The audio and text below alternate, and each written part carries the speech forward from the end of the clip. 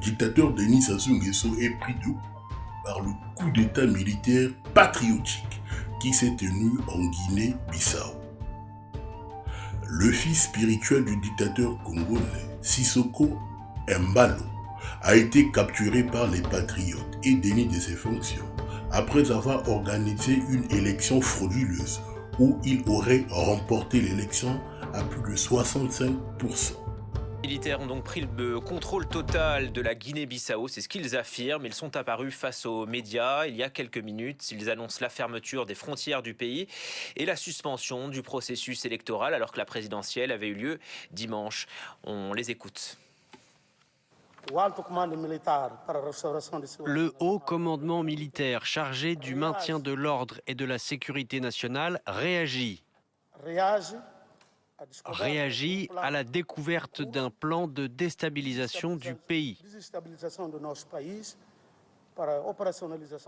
Un plan opérationnel qui a été élaboré par un homme politique national avec la participation d'un baron de la drogue notoire.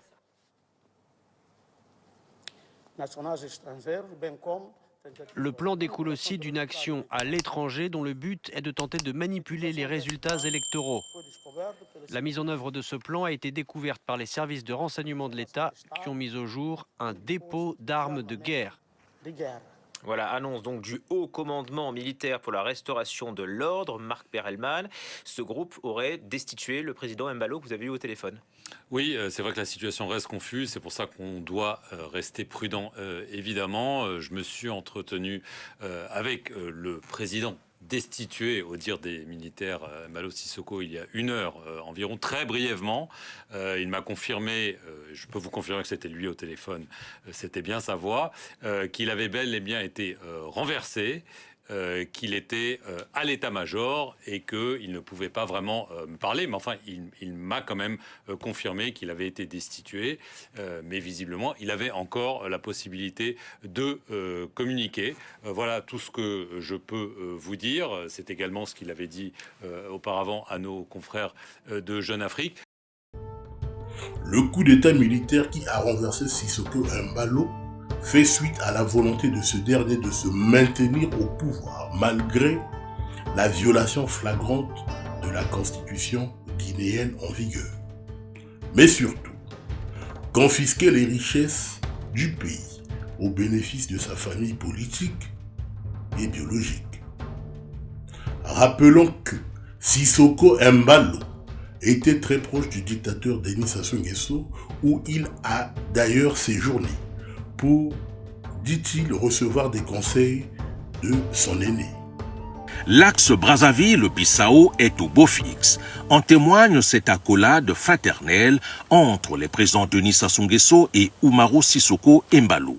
En effet, en visite de travail de 48 heures dans la capitale congolaise, le chef de l'État bissau-guinéen a eu des entretiens en tête-à-tête avec son homologue congolais.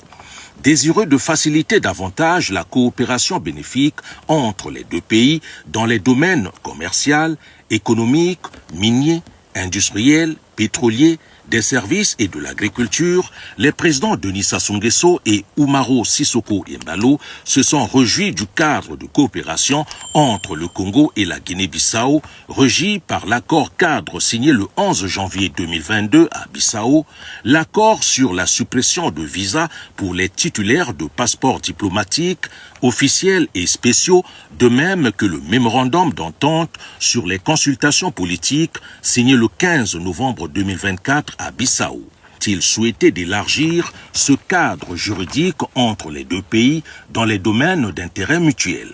Poursuivant leurs échanges sur des consultations politiques et diplomatiques dans le but d'analyser l'état actuel des relations bilatérales afin de parvenir à des accords sur des mesures visant à améliorer la coopération et d'échanger des vues sur les questions régionales et internationales d'intérêt commun.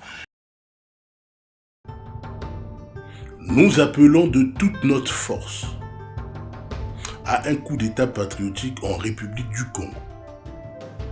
Nous appelons à un sursaut patriotique et républicain contre la dictature de Denis Sassou Nguesso qui a érigé le crime, le pillage et la corruption le détournement des fonds publics en modèle de gouvernance.